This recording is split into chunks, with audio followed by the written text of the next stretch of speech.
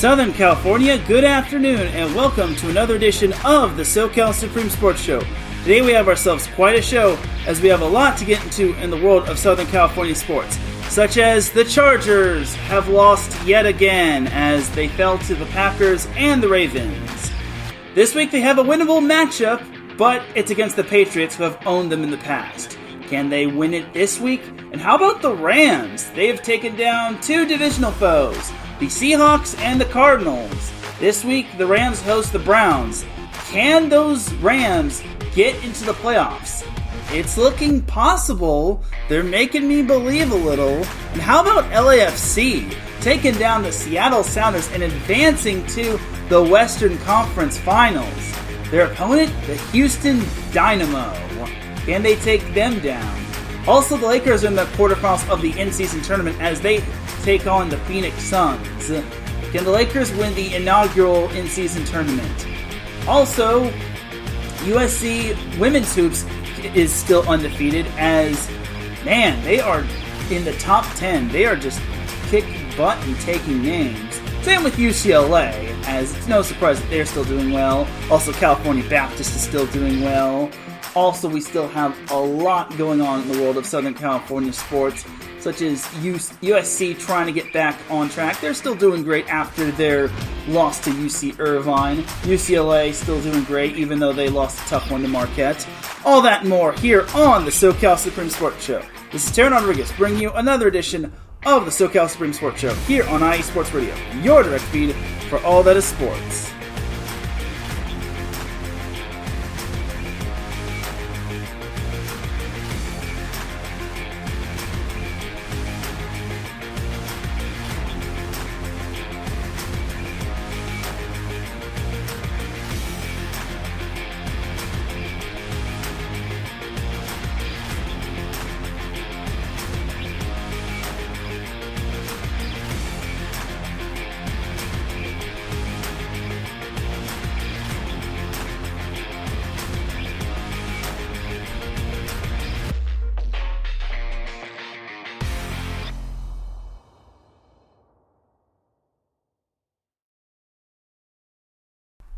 And welcome all to another edition of the SoCal Supreme Sports Show. Thank you all for joining me on this beautiful Thursday evening, Thursday afternoon, Thursday, wherever you are listening from.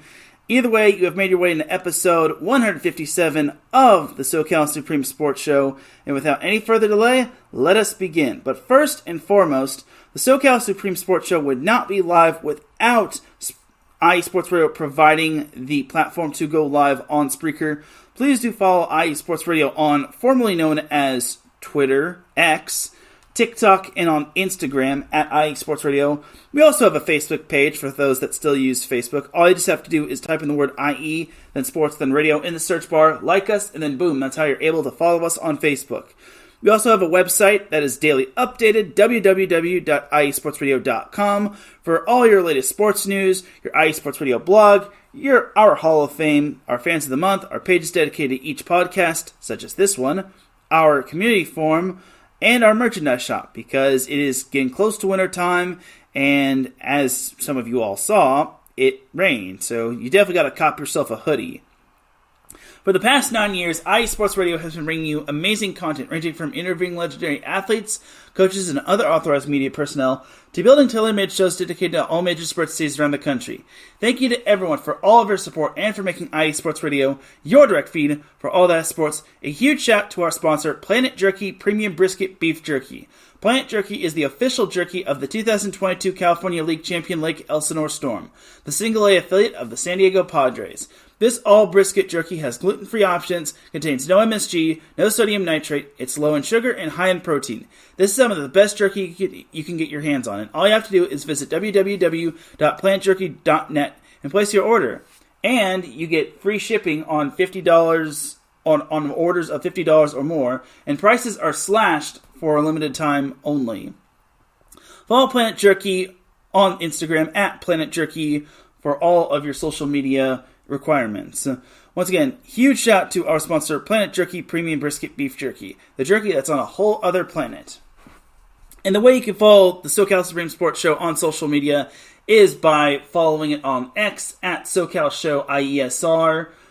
And then you can follow me on X, which is where I'm mainly posted at Teran Rodriguez 1. And without any further delay, let us begin. So, let's start off with some Chargers talk just because, well, it's actually the most important thing I got to talk about this show. So, where we last left off was when the Chargers lost to the Detroit Lions. And I gave them a good shot at beating the Green Bay Packers just because they were facing a Jordan Love-led team. Although it was in Green Bay, I knew the Chargers had a fair shot at winning. Unfortunately, the Chargers just did not really show up. I mean, their defense wasn't bad. It didn't give up 41 like it did to Jared Goff and the Lions. But they made Jordan Love look like Aaron Rodgers. It looked like Aaron Rodgers never even left. They gave up over 400 yards to Jordan Love. If not, I want to say it was over 400 yards to Jordan Love. If not, it was just 400 yards altogether.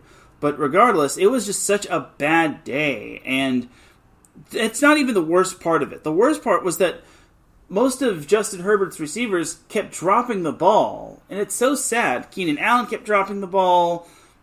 Quentin Johnston had a costly drop, which could have been a walk-in touchdown, which could have given the Chargers the lead late in the game. But unfortunately, that was not meant to be. And then Austin Eckler fumbled in the red zone, which was definitely costly.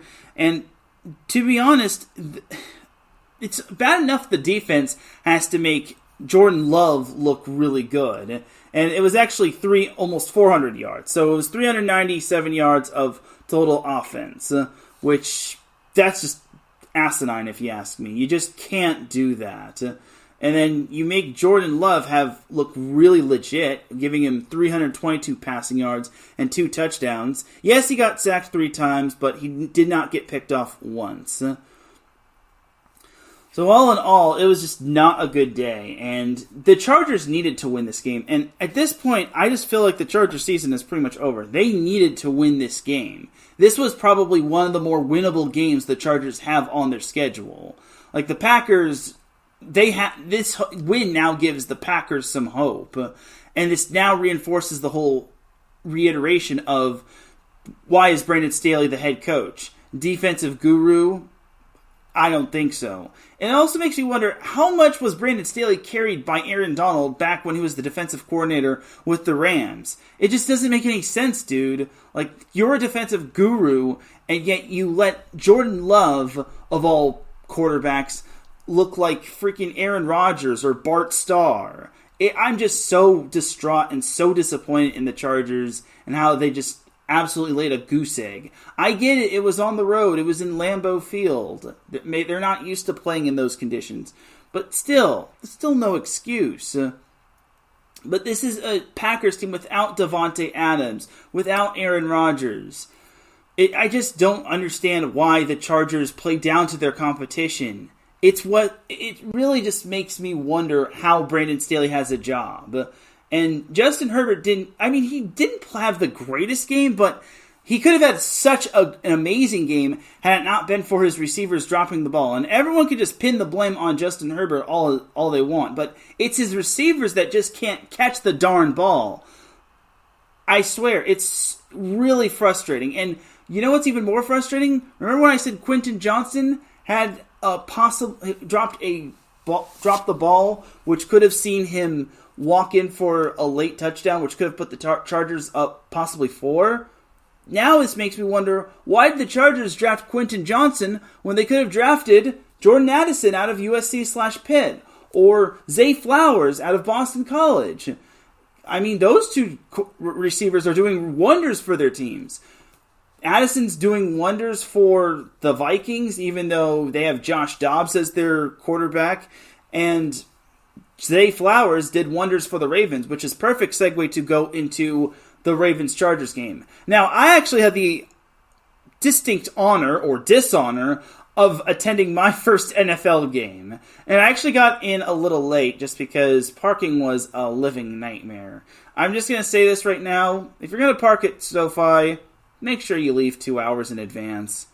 Do not pass go. Do not collect $200. But for the Ravens-Chargers game, This was kind of the case of the defense wasn't terrible. The defense was kind of the thing that kept the Chargers in it for the most part, but it was the offense that kept sputtering. Now, in the game against the Packers, the Chargers' problem was dropping the ball. The problem for the Chargers against the Ravens was the receivers fumbling the ball. So I want to say it was like the Chargers' third drive, or it was either the third, or fourth drive, third, fourth, or fifth drive. Keenan Allen fumbles the ball, and it eventually leads to a touchdown to Zay Flowers, which I just don't understand. So the Chargers are now having problems offensively as opposed to having problems defensively. Like, I just don't get it, dude. It just really frustrates me. It's just very, very mind-boggling, if you ask me. And did I mention that fumble came right after the Baltimore Ravens turned it over on downs? And it was actually... So here's how the game went. The Chargers scored a field goal. I missed that part, which was tough. And I forgot to mention that field goal could have been a touchdown had it not been for a late hit out of bounds not being called. And I will give Jamari Sawyer some credit. He stood up for his quarterback, and I will say the officiating, I really hate this call. When I look back at the first part of the first drive of the Chargers, I really hate this call of how Jamari Sawyer got flagged for 15 yards for arguing with the ref and shouting and questioning why Justin Herbert got hit late out of bounds, and that wasn't a flag. He is just standing up for his quarterback, and I'm just so mad at that call. So I'm really grinding my gears after that. I really just don't understand that. So instead of possibly having a fresh set of downs and being closer to possibly like the 2-yard line, it's now 3rd and 19 because Jamari Sawyer stood up for his quarterback, which is the right thing to do. Jamari Sawyer did the right thing to do. Did the right thing by standing up for his quarterback instead of just letting his quarterback just lie down. So, thanks, refs. Alright, but after that, it was just a punt from the Ravens, then the Chargers punt, and then eventually the Ravens got a touchdown as Lamar Jackson found Zay Flowers, and yeah, go figure. I saw that, but I was unable to see the score from the Chargers. But I digress. So, yeah, it was just... I will give credit to the Ravens. They really have a good defense. I want to say their defense is so underrated, and that it eventually really made it tough on the Chargers. They brought a lot of pressure up the middle, and it really made it tough for Justin Herbert. And I will also say this. I understand that mobile quarterbacks are risky just because you don't want to make them run and then risk them getting hurt. But at this point, you kind of got to let Justin Herbert run with the rock. So eventually, the Chargers got a stand on downs. They forced the Ravens to turn the ball over on downs.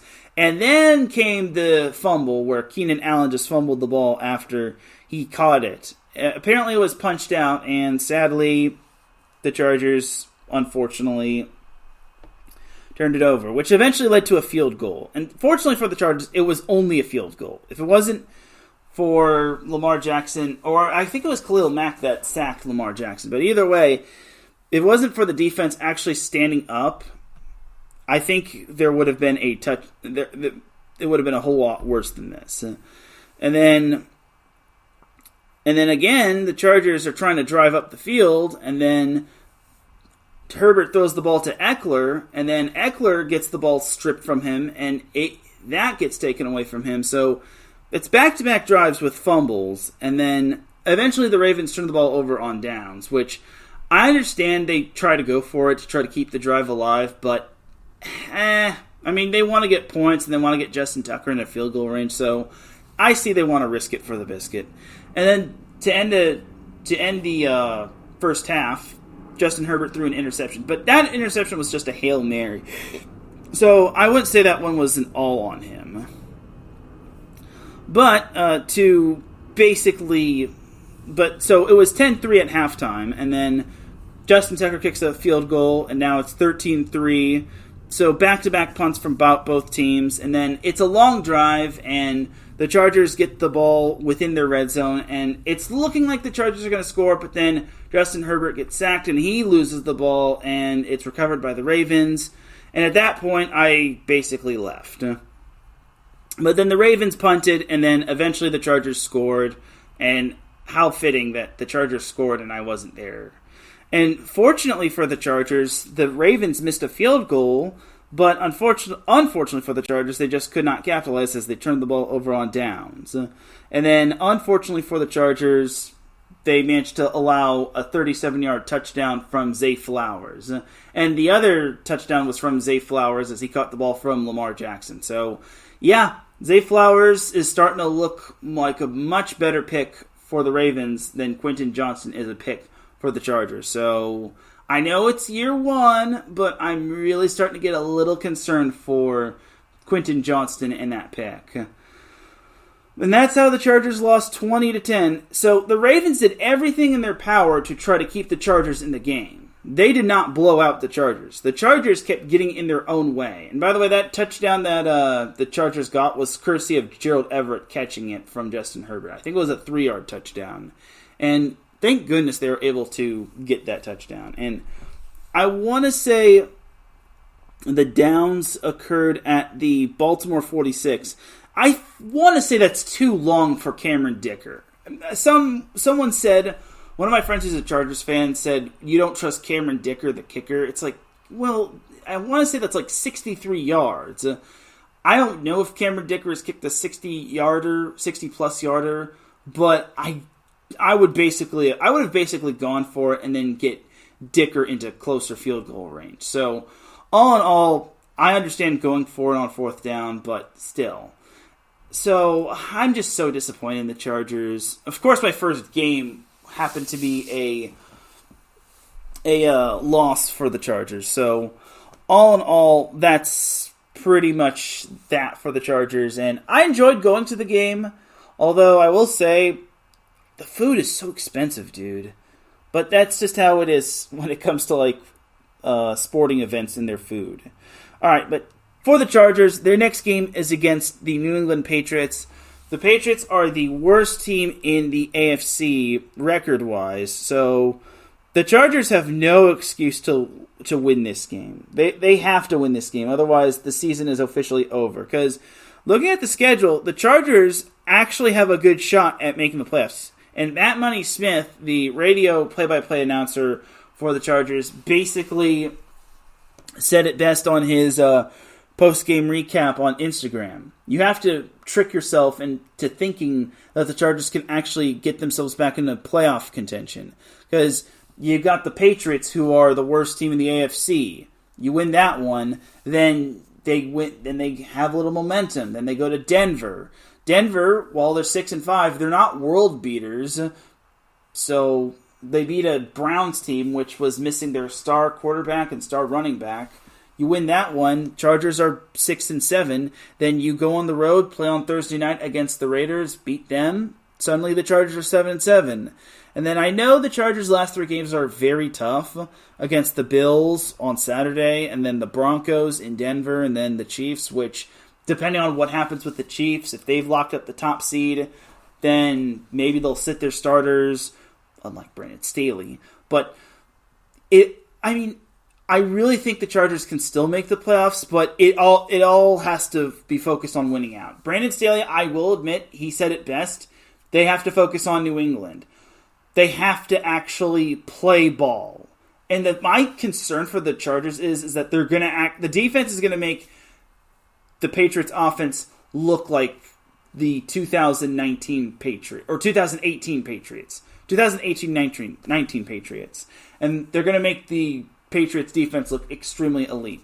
AKA J.C. Jackson, because, well, J.C. Jackson was a former Charger, and he could be out for a revenge game.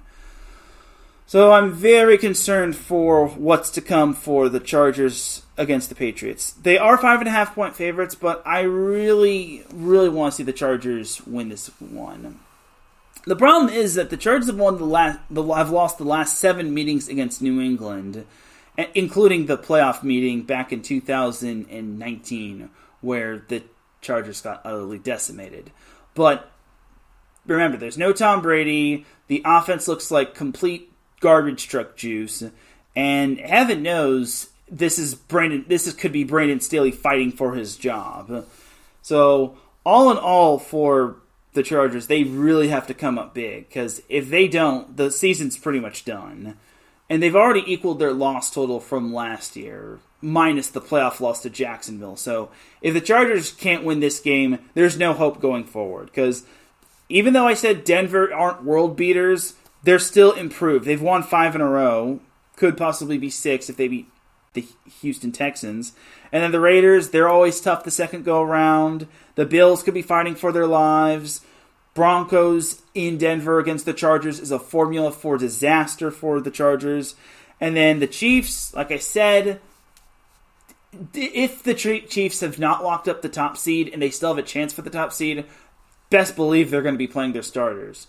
But for the Chargers, it's all about this week, and it's going to be an ugly game. I would not be surprised if the Chargers were unable to move the ball, and they would have to rely heavily on Cameron Dicker. I will say the Chargers win this one. They have to win this one, otherwise they can kiss the playoffs goodbye. I will say the Chargers win, what's a respectable score? I'll say 23-14. I think Cameron Dicker becomes definitely clutch. The only way the Chargers the Chargers get beat is if they beat themselves. If they don't beat themselves, they win this one fairly easily. I get it, it's in Foxborough, but honestly, they can't lose to whether it's Bailey Zappi, Malik Cunningham, or Mac Jones, they can't lose to a milquetoast Patriots team. They just can't. And who knows? Maybe this could be the sign that Bill Belichick wants to actually leave the Patriots and go to the Chargers. And maybe Tom Telesco, Dean Spanos say, "Hey, Brandon Staley just isn't cutting it. Bye, Brandon Staley." Because I'm going to be honest, I really don't like Brandon Staley, and Brandon Staley, to me, is getting way more on my nerves as the days go by. It really grinds my gears. So, yeah. All right, but that's enough for the Chargers. Jumping over to the Rams. All right, the Rams have actually been a lot more impressive. So, in their win over the Seahawks from Week 11, it was actually a pretty good win. And I will be honest, I am eating a lot of crow because I didn't think the Rams were going to win. I will admit, I picked the Rams to lose. I thought they were going to lose in heartbreaking fashion, and they almost did. But fortunately, Jason Myers whiffed on a 53-yard field goal, and eventually the Rams wound up winning the game 17-16. Believe it or not, they were actually down 13-0, and then Puka Nacua caught a 4-yard touchdown pass from Matthew Stafford. This game had a lot going on as quarterbacks were getting knocked out, key players were getting knocked out, Cooper Kupp was forced out, Kenneth Walker III was forced out from the Seahawks side of things as Zach Charbonnet had to take over. Like I said, Puka Nacua had to put on his big boy pants with Cooper Kupp out. But eventually the Rams were able to squeak out the win. And fortunately for the Rams, they were able to hold on. Like I said, they almost allowed Geno Smith to basically get down to the field and get his team into field goal range. As the Rams, I can't believe I'm saying this, they actually sweep the season series against the Seahawks. So I know the Rams have beaten the Seahawks more often than not in the past. I know last year was a complete exception because last year the Rams were beaten up to heaven and back. But still, it's still rather impressive that the Rams wound up winning. And then the Rams followed up that divisional win with a big-time divisional win on the road against Arizona as Matthew Stafford had his coming out party. He threw for 4 touchdowns. I know he threw 1 pick, but still. And the Rams also welcomed back Kyren Williams as he had 143 rushing yards and he had 2 touchdown catches as the Rams wound up smoking the Cardinals 37-14 as it was just that type of day for the Cardinals as the Rams have swept the season series against the Cardinals and the Seahawks. So, yeah, 4 out of the 5 Rams wins have come against their division. Oh my goodness, that is pretty sad if you ask me. It just goes to show that the NFC West outside of the 49ers is complete dog water. And their other win came against... It came against the Colts. I keep forgetting that the Rams beat the Colts, but that seemed like forever ago. God. And that was when the Colts had Anthony Richardson, if I'm not mistaken. Yeah, that was when they had Anthony Richardson. Good Lord. Anyway, so for the Rams, they are back in action this Sunday against the Cleveland Browns. All right, so I thought this was going to be a loss. I thought the Rams were going to get bullied, but they may have a shot against this one. The Rams might actually win this one because Deshaun Watson is out for the year. Nick Chubb is out for the year as their leading rusher is now Jerome Ford and Kareem Hunt. And I don't know the status of Amari Cooper. He might be out for this game. And Cooper Kupp is most likely back. So, yeah, Amari Cooper is questionable. DTR, the Dorian Thompson-Robinson is questionable. As the starting quarterback could be Joe Flacco. Ooh. Yeah, it's gotten so bad for the Browns, they've had to resort to having Joe Flacco. Yikes. They went from Deshaun Watson to P.J. Walker to Dorian Thompson-Robinson to now Joe Flacco. Oof. All right, but for the Rams, I'm so glad they have Matthew Stafford. This is going to be interesting. I really think the Rams could win, but my biggest concern for the Rams is that defense. If Myles Garrett wasn't playing, I think the Rams could win this one. Unfortunately, Myles Garrett is playing as he avoided a big-time injury, and he should be playing. I highly doubt he's not going to miss this game. So, for the Rams, it's all about if their offense can penetrate the Browns' defense, because the Browns' offense cannot score. I think the Browns' offense is probably on par with at this point, I think the Browns' offense might be on par with the Jets, in my opinion. And that's no offense to the Browns. I think they're still doing a great job, despite all the adversity that's being thrown at them. However, you kind of have to wonder, are the Rams starting to believe? Do the Rams have what it takes? Can Puka Nacua put his big boy pants on? And can Cooper Kupp get back to form? Can Kyren Williams have another big game? Can that O-line keep Myles Garrett and the rest of that Browns defense at bay? And that's my big thing right there. Because now the Rams have won 2 in a row, and they could be thinking playoffs. And although next week the Rams have a game against the Ravens, after that, the Rams have 3 winnable games against the Commanders, Saints, and Giants. That could easily put the Rams at 8-7 going into Week 18 against the Niners.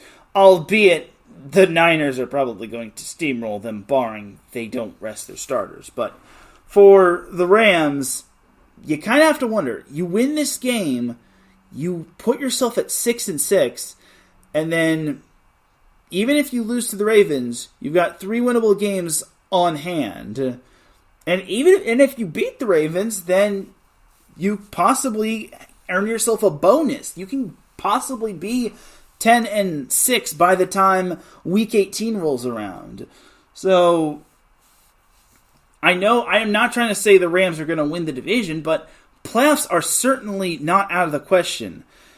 it's looking really possible for the Rams. They are currently in 9th place, and the Packers do have that tiebreaker over them, which really sucks. But still, playoffs are so not out of the question, especially when they have the tiebreaker over the Seahawks. And the Seahawks have such a gauntlet going forward. I mean, currently they're playing the Cowboys right now. I know they're winning 7-3 at this moment of the recording, but they also have the Niners, they have the Eagles, albeit they get a little bit of a break, although their last 3 games were against the Titans, Steelers, and Cardinals. But still, if they don't play their cards right, the Seahawks could possibly be, the Seahawks are 6-5. Let's say they lose tonight against Dallas, and then they'd be 6-8. So at best, the Seahawks would be 9-8, and then possibly the Rams finish 9-8. So hey, maybe the Rams sneak their way into the playoffs, barring the Vikings don't get in their way, or the Packers don't get in their way, or the Saints don't get in their way. Because looking at the wild card standings, it's not out of the question for the Rams to make the playoffs. But as for this game against the Browns, I have been thinking about this. Can the Rams really overcome the Browns' secondary? I think it's doable. I have the Rams winning. It's going to be an ugly game, but I have them winning 21-17. Actually, no, 24-21. I think that's a better score. I think I'm giving the Browns way too much credit, but I think that's about right. And I feel maybe the Rams get that, I wouldn't say statement-ish win. I mean, they have a kind of statement win against the Seahawks, although the Seahawks are kind of mid, and I think they're starting to show their pretender colors. But this win over the Browns would be big time. And if the Rams beat the Ravens next week, then that's an added bonus right there, like I said. But it's all about the Browns this week. They have to win this week against the Browns. That would be such a huge win for the Rams. That would definitely increase their playoff chances tenfold. But that is kind of that for the Rams right there. I'm definitely looking forward to what the Rams could do. And this weekend is my birthday, so I'm hoping the Chargers and Rams can deliver me a win. All right, but let's discuss some UCLA versus UCLA and San Diego State talk. But I actually forgot to mention, since I didn't do a show last week, unfortunately, I didn't talk about USC and UCLA. So UCLA, I can't believe this actually happened. So USC had the most heartless, effortless loss to UCLA in the rivalry game, in the West Coast Showdown. They lost 38-20. I get it. This game had no true meaning, but it's a rivalry game. You have to leave it on the field. UCLA jumped out to a 14-0 lead in the first quarter. USC tried to make it respectable, scoring 10 in the second quarter, but I don't know. USC just looked so terrible. Like, I know USC's defense is straight up dog water, but still, what is this trash that I just saw? Caleb Williams threw for 384 yards. Albeit most of those yards were probably because USC was down. And Rashee Rice had 147 receiving yards. Ethan Garbers outplayed him. The dude didn't have one interception. He threw for 3 touchdowns. USC, I don't know what you're doing, but this was the worst effort I have ever seen. Sickening right there. Just sickening right there. I can't believe USC just trotted out there thinking, oh, we're going to possibly beat UCLA, la la la la la. Did they just not care at all? Like, this is horrible. Sick. I am so glad USC did not have a game last week, because I could not have bared to watch them for another week.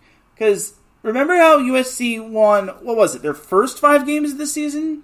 Yeah, they beat San Jose State, Nevada, Stanford, Arizona State, Colorado, Arizona. Okay, their first 6 games of the season. They wound up losing 5 of their last 6. And their only win was against Cal, which they managed to win by 1. Speaking of Cal, it's actually perfect segue to go into the UCLA Cal game. But first, I actually do got to congratulate UCLA. I admit, UCLA proved me wrong, and I have a lot of crow to eat. So, I'm sorry to UCLA fans. I'm sorry to UCLA football. I didn't really mean to pick against you. That's partially my heart picking against you, but I didn't really think that USC was going to get blown out like that. I didn't think they would come out with that poor effort right there. That was very surprising. I did not think they were going to lose by 18. I thought it was at least going to come down to the wire if they were going to lose. But only scoring 20? It just makes zero sense for USC. And that's not USC-like. And Lincoln Riley, some of the blame has to go to him. I'm not trying to say fire Lincoln Riley just because he's kind of the ideal coach. Like, who else are you going to hire to replace him? But this just now reinforces that Chip Kelly is going to stay as UCLA's coach. Except UCLA had probably an even worse effort. Oh my God. Oh my God. UCLA had an even worse effort the following week. So we're all thinking, okay, UCLA won. They beat USC. They're going to crush Cal, right? Oh no. Oh no. They wound up losing this one. They wound up losing. And it wasn't even close. UCLA wound up losing to Cal 33-7.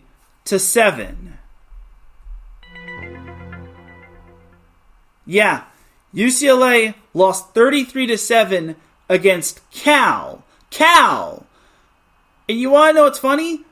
Cal, with this win, has become bowl game eligible. Congratulations, UCLA. Way to be so generous to the Golden Bears. But how do you allow 33 points to Cal, and how do you only score 7 after you put up 38 against USC on the road? Seriously, it just doesn't make any sense. UCLA, you made Cal look like freaking Alabama. Cal only scored 6 points, 2 field goals in the first quarter. And UCLA actually even had a lead as UCLA actually started Dante Moore. Okay, Chip Kelly, I actually want to know something. Why? Oh, okay. I actually do want to tell you all this.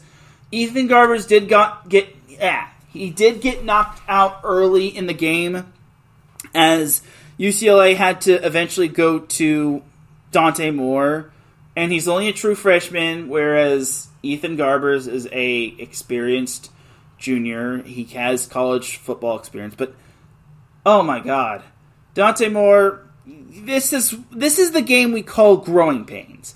Though Dante Moore has had some starting time, so I just don't understand how Dante Moore looked worse than he did in some of his previous games. And I get it. Dante Moore had games against San Diego State, which San Diego State looked like complete dog water. But still, what's funny is Dante Moore had the touchdown pass to Logan Loya, so UCLA's up 7-6. So we're all thinking, okay, UCLA is leading now. Things are looking good, right? No. Cal's Jaden Ott had a 100-yard kickoff return touchdown. I am not kidding you. UCLA allowed a 100-yard kickoff return touchdown! Is this a joke, UCLA? Your special teams looked not so special, if you ask me. Your special teams made the Chargers from years past look so much better. Sickening right there.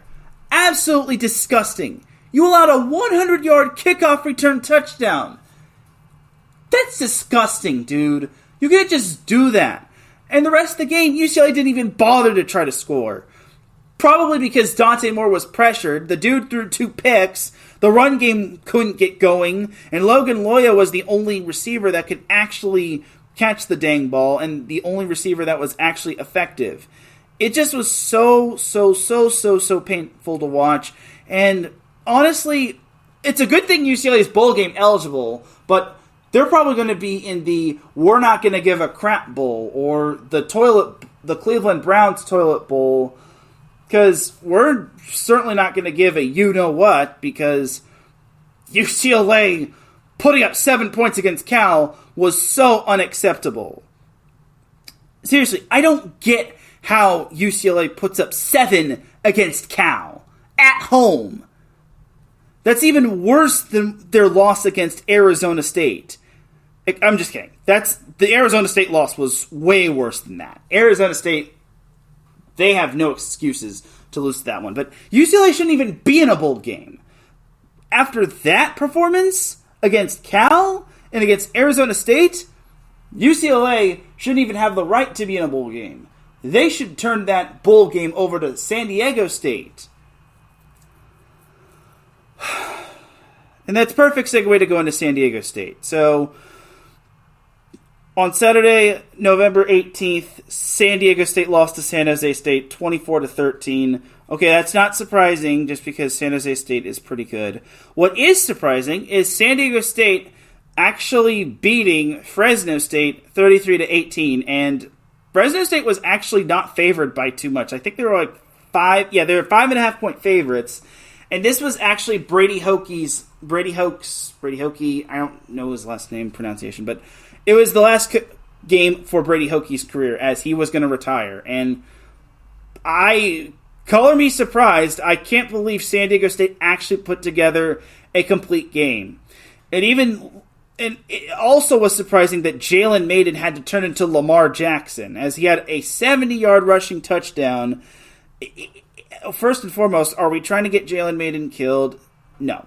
Second and foremost, I'm glad San Diego State sent Brady Hoke off with a win.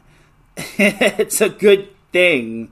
And also, San Diego State gets, I think it's the milk can that's the trophy between these two teams, because San Diego State and Fresno State play for a certain trophy, and that is a milk can, if I'm not mistaken. But for San Diego State, they sent Brady Hoke off with the win, and I just gotta say, thank you for everything, Brady Hoke. I know I have Brady Hoke. I know I've been harsh on you. I know fans have been harsh on you.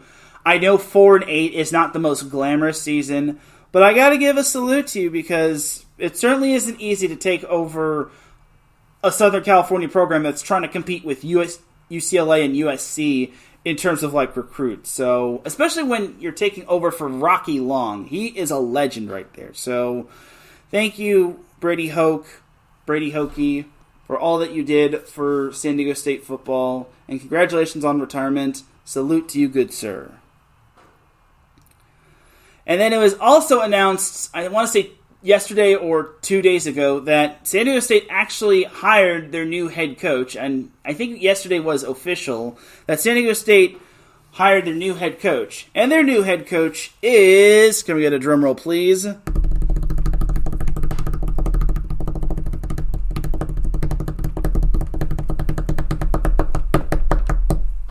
So the 19th head coach in San Diego State football history is Sean Lewis. So Sean Lewis, you're probably wondering, okay, who is that? So Sean Lewis is actually a former offensive coordinator at Colorado. He's actually was the coordinator for one season with the Buffs. And my boy Cale Henderson actually provided some good insight. He said, Sean Lewis is a great coach and an excellent play caller. Great hire for San Diego State University. So I think I think this is going to be good. I think this is promising for San Diego State. And I really hope he can guide the Aztecs to greater lengths. And he said in his statement, we're going to be leaders in the community, leaders in the university, leaders in the conference, and leaders in the college football space. We have an unbelievable venue and an unbelievable opportunity to continue to innovate and continue to grow. From day one today, we're going to decide to be champions in all that we do, and we're going to align our work to how we do that. We're excited to build off this wonderful tradition and take it to new heights by refining it and making it our own and this Aztec fast style of play. All right, well, if he was able to make Colorado's offense somewhat legit through the first 4 games, or first 3 games, I guess I could ride with this. And from what Cale Henderson told me, the host of Sin City Sports, I could ride with this. And Dino Barbers, the former Bowling Green / Syracuse head coach, said, a lot of people say things when they don't need to, but this is the truth. You guys hit a home run with this hire. It will turn out to be an unbelievable thing for San Diego State. All right, well, I think that's good, and that's the hiring of Sean Lewis. And here we have the Mid-American Conference Commissioner from John A. Steinbrecher. Sean Lewis is an exceptional hire for San Diego State. He is a masterful tactician and a recruiter, as well as a tremendous motivator. Student-athletes will enjoy the coaching and mentoring they receive, and it will be reflected on their performance. Sean is one of the positive bright lights in college football, and his fast-paced brand of football will be exciting for players and for fans alike. All right, that's legit. And then Eric Dungy, is he related to Tony Dungy? He says, Coach Lewis has a unique ability to connect with all his players and challenge each individual to push themselves to their full potential. Coach is able to teach the game at a high level, yet simplify concepts for quick learning. I am thrilled to hear Coach Lewis will be on the West Coast, and I know he will bring success to the Aztecs. And then this one comes from Matt Johnson, the Kent State offensive coordinator. Coach Lou has always had the ability to get the best out of his players because he pours into them with everything he has. He's the ultimate competitor and the ultimate teacher. He's been my biggest mentor throughout my playing and coaching career, and someone that I can call whenever I need for advice, whether that is football or life. And then this one comes from Dustin Crum, former Kent State / current Ottawa Red Blacks quarterback. As a head coach and my position coach, Coach Lewis built a winning culture from the ground up with a work ethic and enthusiasm that is second to none. He helped me personally reach my best both on and off the field, and I can't wait to see the success he'll achieve with the San Diego State football program. And this one comes from Eric Laura, the former Eastern Illinois wide receiver. Congrats to SDSU and the Lewis family. Coach Lewis made a huge impact on my growth as a player. He always had a high standard for play, and he could motivate us to be the best we could be both on and off the field. All right, I'm not going to try to skim through all of these. And again, he comes from Colorado. He was the former offensive coordinator, and I really think he can definitely do wonders for San Diego State. And the offense certainly can't be as bad as it was last year. And if this hire pans out to being really good, I think this could actually get recruits from the West Coast to possibly go to San Diego State. And who knows, maybe they can compete with the likes of USC and UCLA in terms of recruiting. Not trying to say that they will be better, but still. All right, but that is kind of that for San Diego State's football team and their new hire of Sean Lewis. It's going to be fun, and I can't wait to see what they can do with that hire, because heck, they can't be as bad as they were last year. Not trying to discredit Brady Hoke or not trying to sandbag on him, but still. All right, and then let's close the door on San Diego and Cal Poly, just because, well, San Diego was not that great. As San Diego wound up beating Stetson in their final game of the season, as they beat Stetson 47-20. They lost to St. Thomas, Minnesota in the final game, they lost 20-14 in overtime before that. So San Diego ends the season 4-7, which obviously I could say a lot, but I'm not going to. So Cal Poly, on the other hand, they wound up losing to Weber State in their last game of the season, 48-21, as Cal Poly finishes their regular season, or finishes the season in general, 3-8. So there's that for Cal Poly football, and that is that for all things college football until bowl game season for USC and UCLA. Yeah. All right, but that will do it for the football portion of the show right there. Let's talk about some other football. Let's talk about some LAFC, some MLS, as LAFC is still alive and kicking in the MLS Cup playoffs, as they managed to beat the Seattle Sounders on Sunday, November 26th, defeating them 1-0 on the road, as Dennis Bouanga had the lone goal for LAFC in the 30th minute, as that was basically the lone score. As I believe it or not, that was LAFC only had 2 shots on goal.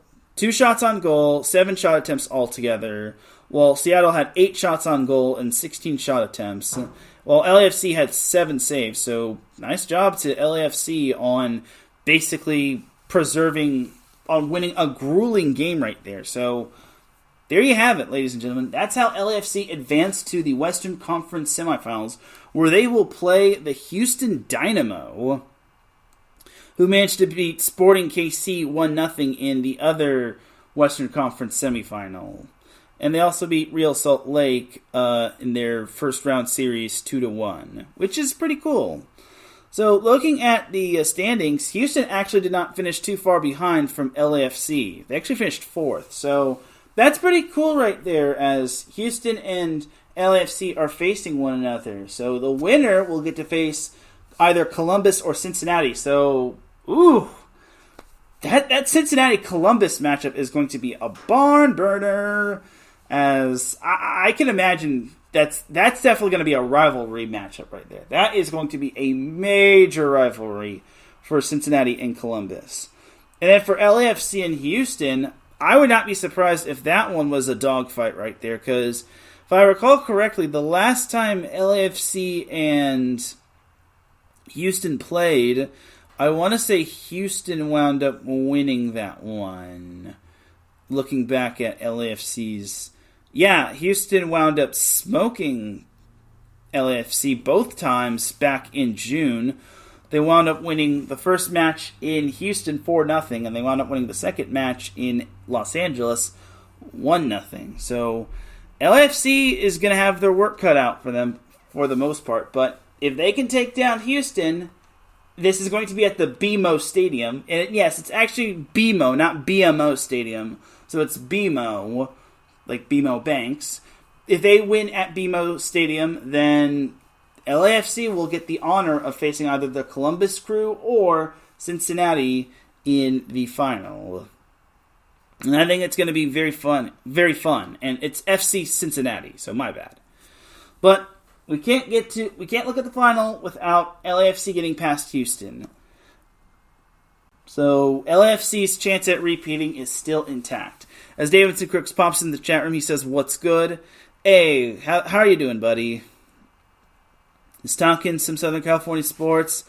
All right, let's talk a little college basketball, as it looks like as Davidson Crooks just popped into the chat room, and USC, like I said, they were doing pretty decent. I mentioned that they were doing better following their loss to UC Irvine, considering they had a bunch of guys out. They had 3 starters out. They beat Brown 81-70, and they beat Seton Hall 71-63. But they lost to Oklahoma 72-70, which was such a heartbreaker. But yesterday they stomped all over Eastern Washington 106-78, which was kind of expected.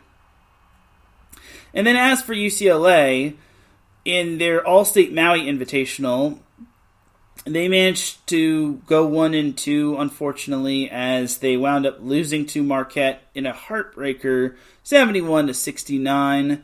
But they stomped all over Chaminade 76-48, and they lost to Gonzaga 69-65. Ugh, God. Gonzaga brings back so many bad memories, just because Gonzaga beat them in the Final Four back a few years, and then they beat them last year in the NCAA tournament. Seems like UCLA just can't seem to beat Gonzaga. Ugh. Anyway, UCLA is back at it tonight as they host UC Riverside, which, I don't want to sound mean to UC Riverside, but that is most likely a win for the Bruins. Speaking of UC Riverside, the Big West has been rather fascinating, as the only undefeated team is Hawaii. Gosh darn it, guys, why did the SoCal teams not gonna be up to snuff? Anyway, the best SoCal team from the Big West Conference is UC Irvine, as they're 6-2, but they did just lose to Duchesne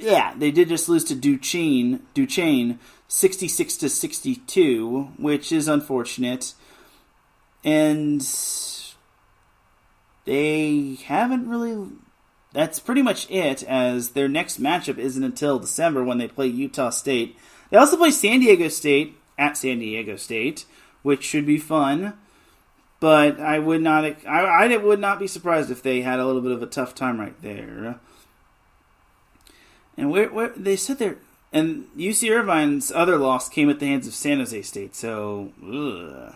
I do want to also give a shout out to Long Beach State. They beat Michigan. So remember when I was talking about how Michigan hadn't really played anybody, and Long Beach State has a much better team than it has in years past? There you go. Long Beach State beat Michigan on the 17th, which was 13 days ago. They beat them on the road, 94-86. But ever since then, they have lost. They've gone 2-2. They lost to Illinois State 61-52. They beat Iona 80-76, which I think in that game they closed that game out on a 16-0 run. And then against Louisiana, they got torched in that game, losing 92-82.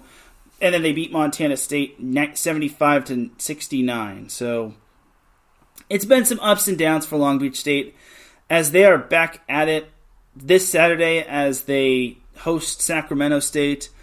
So there you have it for Long Beach State. And Davidson Crook says that USC women's basketball is a team that he is watching closely this season. And that's actually a perfect segue to go into USC women's basketball. So I'm glad he mentioned that. So USC women's basketball continues to kick butt and take names, as they just recently stomped all over Cal Poly 85-44. But during Thanksgiving week last week, they actually had quite a bit of a scare as they edged out Penn State in the Baja Mar Pink Flamingo Championship 71-70, as USC has skyrocketed to number 8 in the standings. But now this week, last week they were number 8. This week they're number 6. And they also beat Seton Hall 64-54 in the Baja Mar Pink Flamingo Championship. But I can understand them struggling against Penn State just because Penn State is kind of their somewhat stiff competition. I know they played Ohio State, but that was the first game of the season. You don't know what you're going to expect in the first game of the season. And then everyone else is basically an anomaly right there. But I can understand those Big Ten teams kind of giving USC a little bit of a trouble, but USC better get used to it because they're going to be in the Big Ten next year. And yes, Davidson Crooks brings up the fact that Juju Watkins continues to be a monster for USC. She is just continuing her tear. She had 30 points against Cal Poly on Tuesday in the win. And then she also had 31 in the win over Penn State. And then, although she didn't have the monster game she had against Seton Hall, she had 15 to lead USC in the win, which I guess is pretty good. It was actually a balanced effort, as USC had four different players with double digit in terms of points.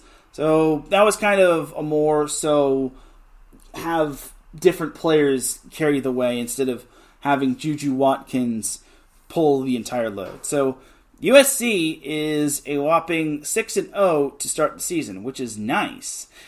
They're not going to get too much competition, no offense to their next few opponents, because you look at their next opponents. Sunday, they're back at it at the Galen Center to take on San Diego. Sunday after that, they are taking on UC Riverside. And then following that week, they play on the 18th of December, a Monday, against Cal State Fullerton. And then Thursday, they take on Long Beach State, which they lost one of their top players, due to, I think it was a torn Achilles. And I really want to give Long Beach State a fighting chance, but that's going to be so tough to take down a USC team. The only thing I have going for Long Beach State is that Long Beach State is going to be hosting that game at the Pyramid. So USC's first true test isn't going to be until they hit the road to Pauley Pavilion to take on UCLA to kick off Pac-12 play. So for USC, I wouldn't say they're playing cupcakes, because Ohio State certainly is no cupcake, and Penn State was certainly no cupcake, as that was actually Penn State's first loss of the season, as it's actually their only loss of the season, as Penn State has won every other game. So for USC, they're doing great, and I'm happy that they're doing great, and Davidson has every right to keep an eye on them very closely. And heaven knows, if USC plays their cards right, they could possibly challenge the likes of UCLA and Stanford for that Pac-12 championship. But the Pac-12 is so stacked. There's 5 teams that are ranked in the Pac-12, and there are still 5 undefeated teams in the Pac-12. Stanford, Washington, UCLA, USC, and Oregon State. Speaking of UCLA, I forgot to talk about them. So last Friday, they actually beat UConn in the Cayman Islands Classic 78-67, so that's actually a pretty good win right there. But a week ago, they actually had a little bit of trouble as they almost lost to this team, but got to give credit to where credit is due. Princeton gave UCLA quite the scare as UCLA edged Princeton 77-74. But I want to say some of Princeton's players are from Southern California, a.k.a. Caitlin Chen, as she is actually from San Marino. Yes, so Caitlin Chen had 24 points and to lead Princeton. And like I said, she is from Southern California. So it's kind of not surprising to see Princeton nearly take down UCLA, but hey, what can you do? So a little adversity never hurts anybody if you're UCLA. As UCLA is back at it Sunday as they hit the road to take on Arkansas. Arkansas could be a little bit of a tough opponent because that team is 7-1, kind of like a Penn State was when they were undefeated. And then UCLA has Cal State Northridge on Thursday, and then the following Sunday, UCLA takes on Florida State in the Hall of Fame Women's Showcase in Uncasville, Connecticut. And then UCLA plays at Ohio State, and then UCLA hosts Hawaii on the 21st, and UCLA plays at Ohio State on the 18th. And then leading up to that big game against USC, which is going to be a major barn burner right there. And oh my God, if USC and UCLA face one another when they're both undefeated, that game has to be on ESPN. I do not give a crap what anyone says. That has to be on national TV. I could see the ratings skyrocketing for NCAA women's basketball. Just my opinion. And that's just not just me being biased towards Southern California, but UCLA, USC, undefeated in women's basketball, that's going to be such a good matchup, especially since the hype is so real when it comes to those teams. But that'll do it for a little college basketball talk. I know I didn't really get a chance to discuss everybody. I wanted to discuss a little bit of San Diego State and a little California Baptist, as California Baptist is still undefeated as they just kicked off WAC conference play with a 79-66 win over Southern Utah on Tuesday, as they are back at it on Wednesday when they hit the road to Utah Tech. So good job to those Lady Lancers, as they're the only WAC team that is currently undefeated overall. I mean, there are other teams that are 1-0 in WAC play. As Marcus Loscrate says, salute to you, my brother. We're going to take ourselves a little bit of a break. When we come back, we're going to talk some NBA. We're going to talk some NHL. This time I didn't forget about the NHL. Then we're going to have our Dum Dum of the Week. So keep it locked here. You are listening to the SoCal Supreme Sports Show here on IE Sports Radio, your direct feed for all that is sports. Oh, Marcus Loscrate says, what do you think about the new coach? I'm assuming he refers to San Diego State. I think it's a good hire. And if he was able to make Colorado's offense look flashy for the first few games, I think he can have a tremendous impact for an ailing San Diego State offense that really needed a spark offensively. So that is just my take right there, and I'm sure he's going to be a much better improvement. But we'll be right back after this. Don't go anywhere. We'll be right back.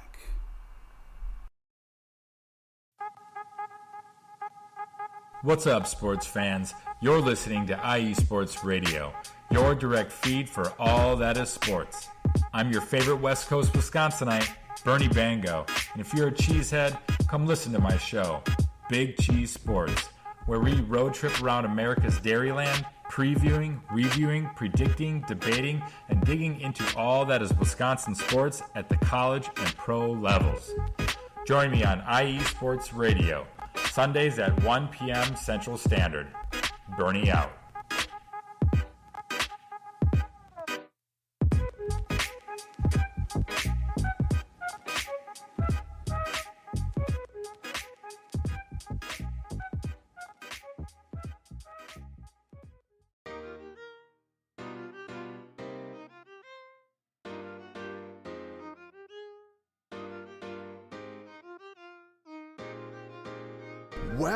Well, what is up, Carolina Nation?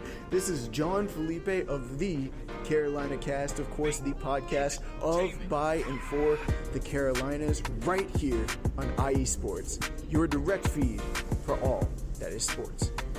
And I'm reminding you to tune in Fridays at 7 p.m. Eastern for the latest in Carolina sports, whether it's the Panthers that keep on pounding, the fly natures of the Hornets, the storming Hurricanes, the battle of the Blues with Duke and UNC, the fight of the Clemson Tigers, or the amazing atmosphere of any Carolina college. I'm talking App State, I'm talking ECU. I've got you covered. Once again, tune in for the Carolina Cast with me, John Felipe, Fridays at 7 p.m. Eastern Standard Time, right here on IE Sports Radio, your direct feed for all that is sports.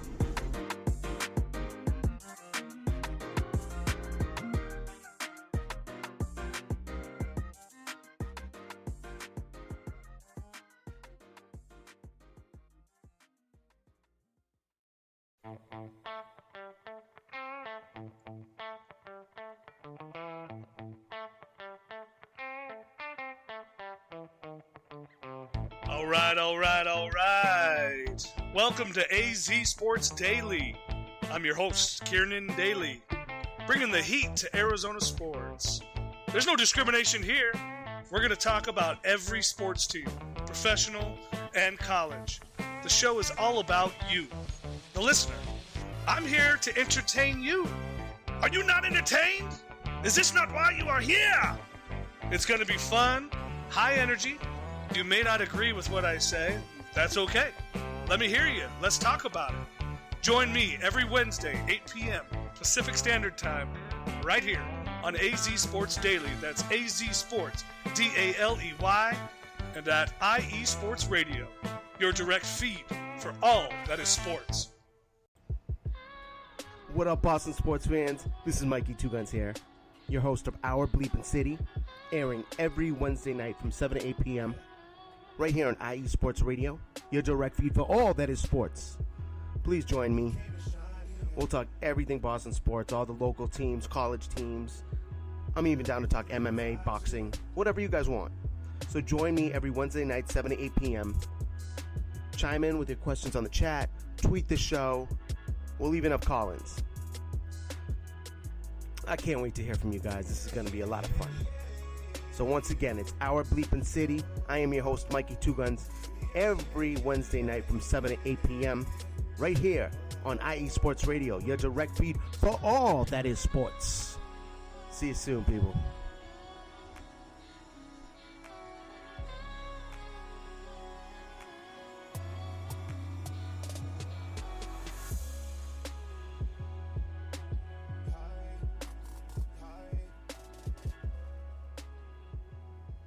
Back with segment number 2 of the SoCal Supreme Sports Show here on IE Sports Radio, your direct feed for all that sports. Definitely check out all of our amazing shows, as you won't want to miss them.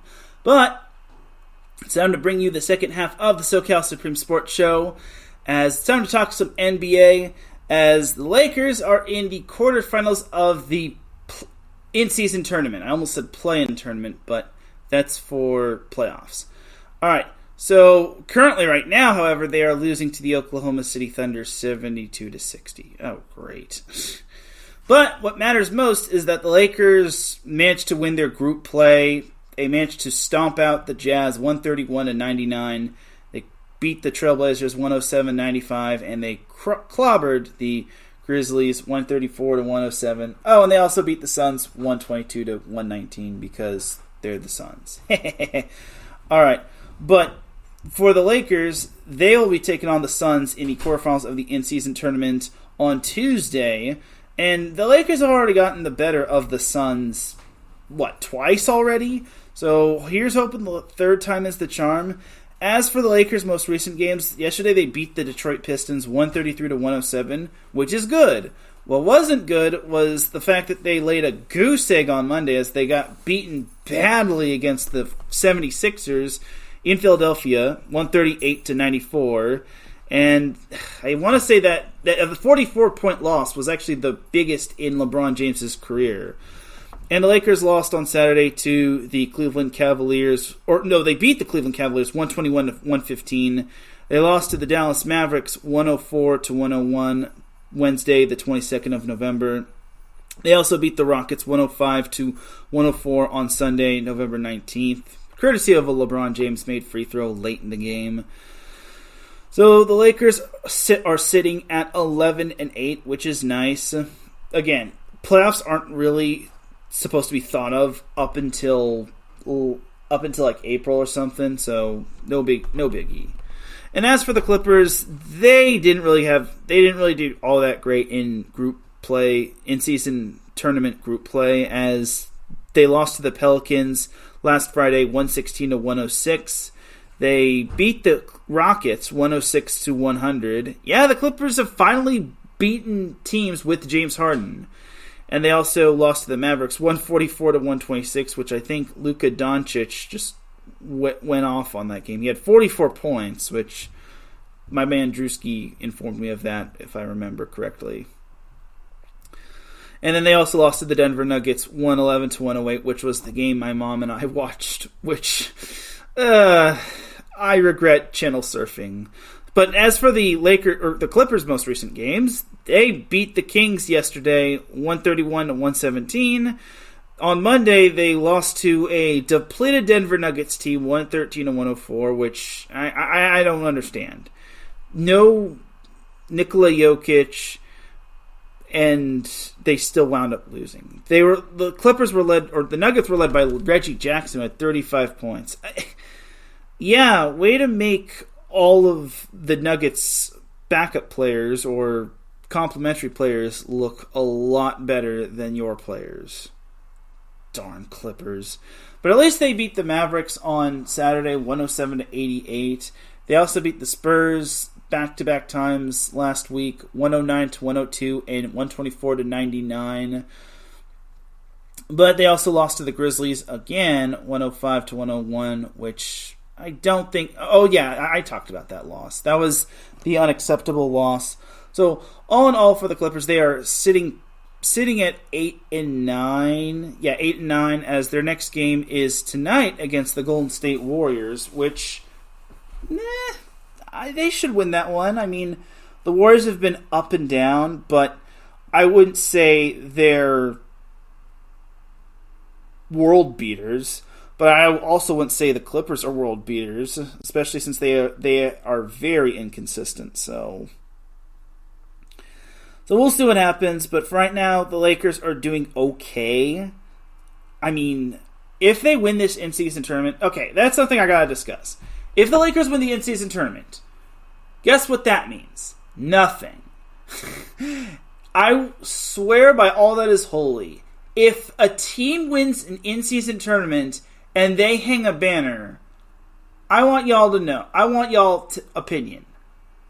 Should that team hang a banner? I say no. If a team hangs a banner for winning an in-season tournament, I say that is the dumbest thing ever, because that is not the Larry O'Brien Championship. And honestly, we have never had an in-season tournament prior to this. I don't think Michael Jordan would care about an in-season tournament. Kareem Abdul-Jabbar would not care about an in-season tournament. Kobe Bryant would not care about an in-season tournament.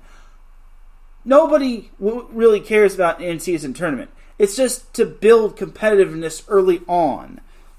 And maybe to win more cash prizes and to maybe donate to charity and whatnot. But still, no one cares about an in-season tournament. And if the Lakers win it, cool. But if they hang a banner, I will be sick to my stomach. I really just don't want to. I really don't want to see that. If they get championship rings for winning an in-season tournament, that may be the worst decision since USC men's basketball got championship, or they got rings for making it all the way to the Elite Eight, which makes zero sense. You get rings for winning the actual championship, not in a tournament. I'm just saying, y'all. Alright, but that's kind of my thing right there. Just please, Lakers, don't hang a championship banner. Unless the NBA wants you to. If the NBA forces them to, then I guess, but still. No banner should be hung, no matter who wins it. Whether it's the Celtics, the Bucks, the Suns, the Lakers. No team should hang up a banner for the in-season tournament. Period. Please. Please. Alright, but that's enough for the NBA. I mean, I guess it's good to see the Lakers doing decently. At least they're doing better than the Clippers. Which, no offense to Clippers fans. It's funny because I actually went on a Cats Talk Wednesdays and one of the hosts was a Lakers fan. And he actually said that the bubble championships are actually championships. But I digress on that. Anyway, so on to the NHL. Alright, the Ducks. Remember how the Ducks started off really impressing? They have crashed. They are no longer looking good. They have lost not one, not two, not three, but 7 in a row. Ever since beating the Nashville Predators on November 14th, they have not won a game ever since. They lost to the Colorado Avalanche the day after, 8-2. They lost to the Florida Panthers, not 2-1. They lost to the St. Louis Blues, 3-1. They lost to the Montreal Canadiens, 4-3. They lost to the LA Kings last Friday, 5-2. They lost to the Oilers, the Edmonton Oilers. I was blanking on the name. Edmonton Oilers, 8-2. And then they lost to the Vancouver Canucks, 3-1. Oh, I'm already getting chest pain just saying all that. I knew this was too good to be true.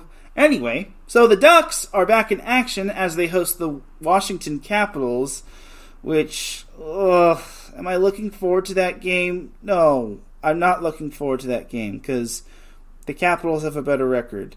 The Ducks went from somewhat a mid-tier decent team to now back to being sub-500.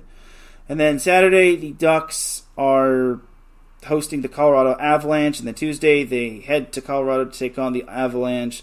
Thursday they head to the Windy City to take on the Chicago Blackhawks. And then that'll be that. And yes, Marcus, it's disgusting. Alright, as for the LA Kings haven't actually done terrible, as they most recently lost to the Washington Capitals 2-1.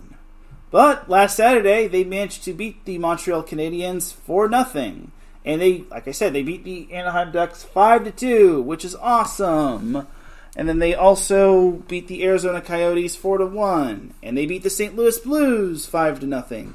And they beat the Florida Panthers 2-1. So unlike the Ducks, the Kings are actually winning. Although they lost on Veterans Day to the Philadelphia Flyers 4-2. But still, the Kings have won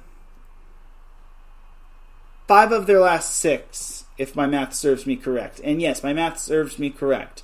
Ever since the Flyers lost, the Kings have won 5 of their last 6. So it's the opposite of disgusting. It is looking pretty promising for the Kings, because the Kings have expectations.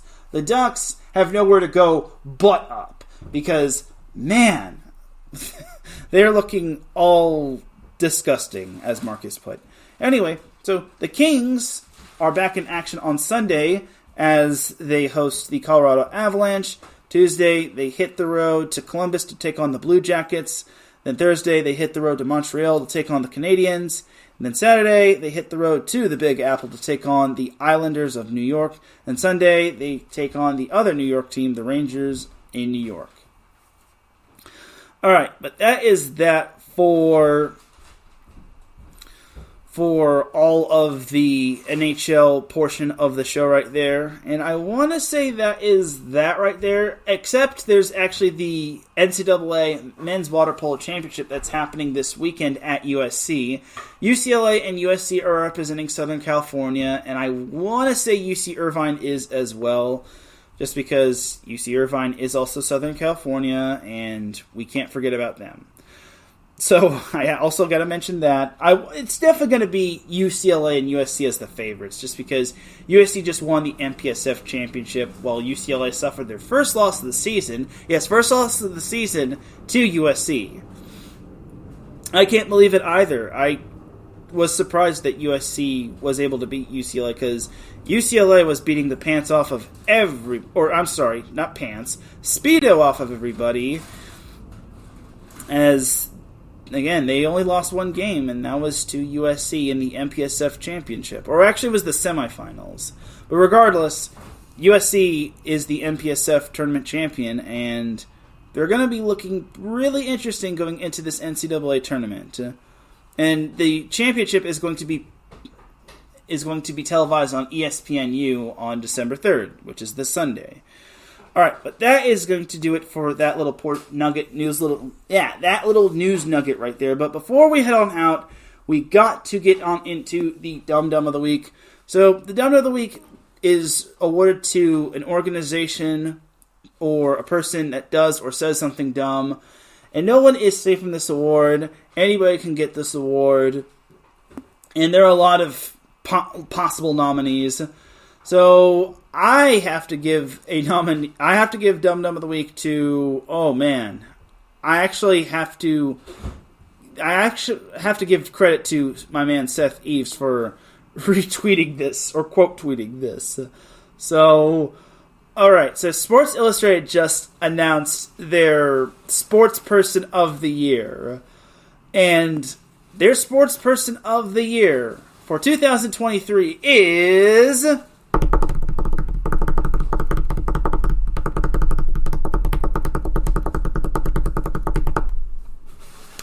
Coach Prime. Yes, Deion Sanders is the 2023 Sports Illustrated Sports Person of the Year.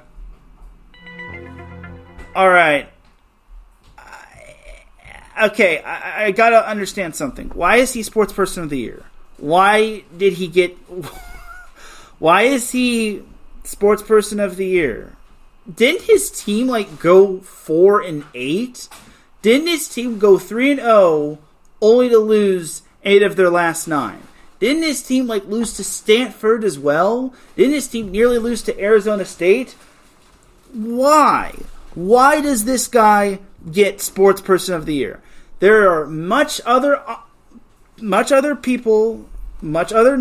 that probably could have gotten it, and they gave it to this guy. Now, I get it. Deion Sanders is a definite good. He's a definite great coach, albeit the record for Colorado was pretty trash. I say that pretty harsh when I say that, but still, why? Sports Person of the Year, I get it. Great influence. He's helped the kids out. But Sports Person of the Year? What? That's... I'm sorry. And this is maybe me taking this into question for this, but I kind of think this was a swing and a miss right here. Now, maybe there weren't too many, and maybe they had chosen this all the way back in September, as one commenter had said on X, but I will say, I don't think Deion Sanders deserves this. Coach Prime, I think, maybe could have deserved this for the month of September, or for the month of when Colorado had been back for a few months, when they beat TCU, and for when they beat Colorado State and whatnot. But still, Sports Person of the Year? Come on, that's bad. They could have given it to someone else. They could have given it to Kirby Smart. They could have given it to Luka Doncic or Nikola Jokic. Like, it's laughably bad, dude. Oh my God, that's terrible. Maybe it's just me judging this too much, but there are so many more people more deserving of Sports Person of the Year. And nothing against Coach Prime, a.k.a. Deion Sanders, but he's not deserving of Sports Person of the Year. So, the Sports Illustrated, you dropped the ball on this one. No pun intended. This might have been the worst decision ever. Ever. And for that, you are this week's Dum Dum of the Week, Sports Illustrated. You are so dumb. You are really dumb. For real.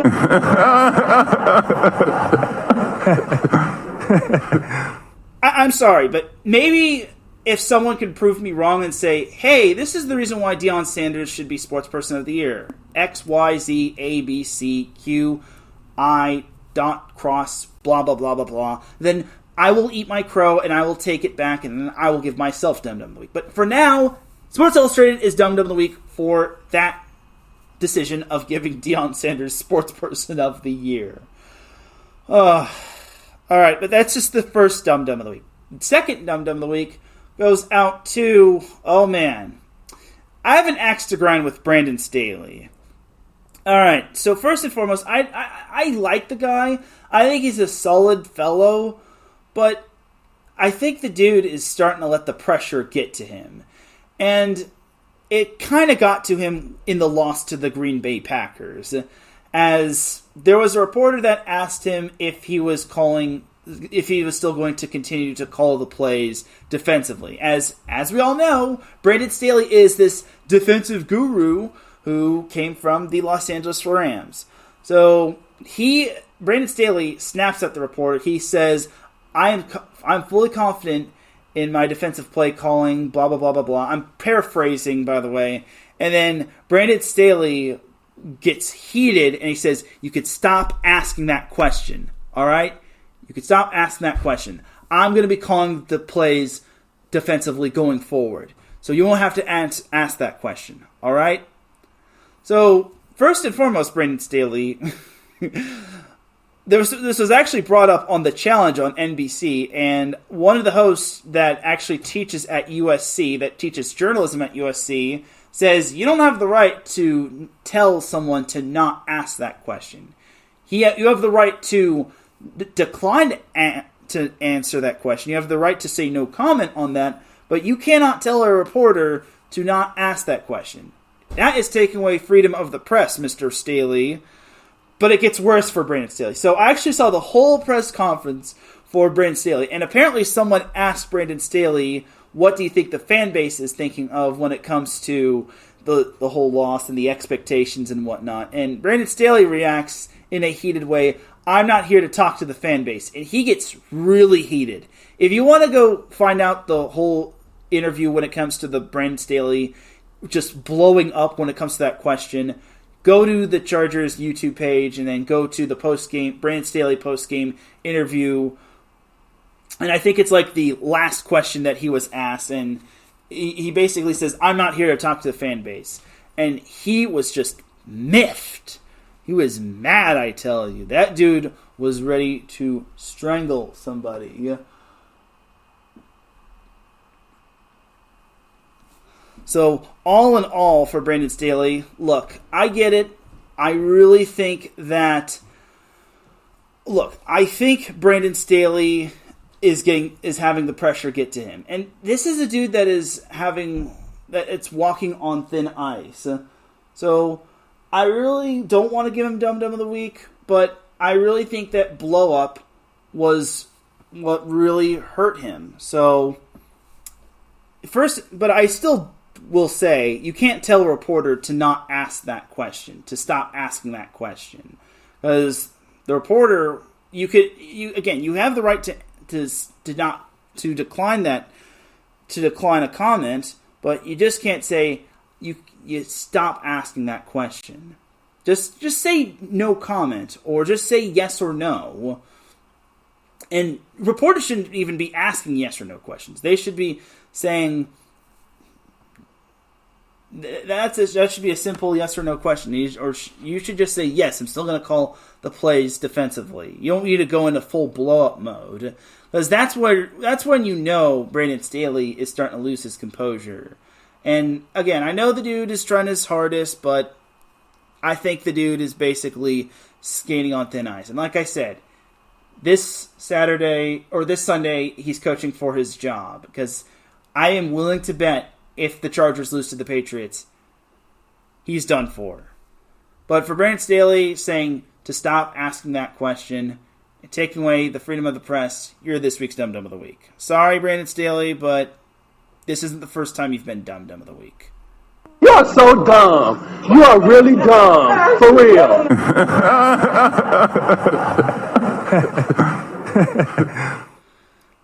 And I think that's it for Dum Dum of the Week. Oh, one more Dum Dum of the Week, and then we will head on out. And this one actually came from my boy Vinny Hardy of Cats Talk Wednesday. So, apparently, Texas A&M fired Jimbo Fisher, and they now have a new head coach for their football program. And their head coach is Mike Elko. So, I don't know what to say about that. I guess that's a good... He's a former Duke head coach. And I guess this is good, but he guided the Duke Blue Devils to bowl games, I guess. But they hired him for character, so they probably could have done better with this, but I won't knock it right away. But Texas A&M, I'm going to remember this, and you better hope that this hire doesn't blow up in your face. So there are much better options than this guy, and especially since the ACC isn't as strong as the SEC in football. So here's what I got to say. You're not going to get Dum Dum of the Week, but I got to laugh at you for doing this.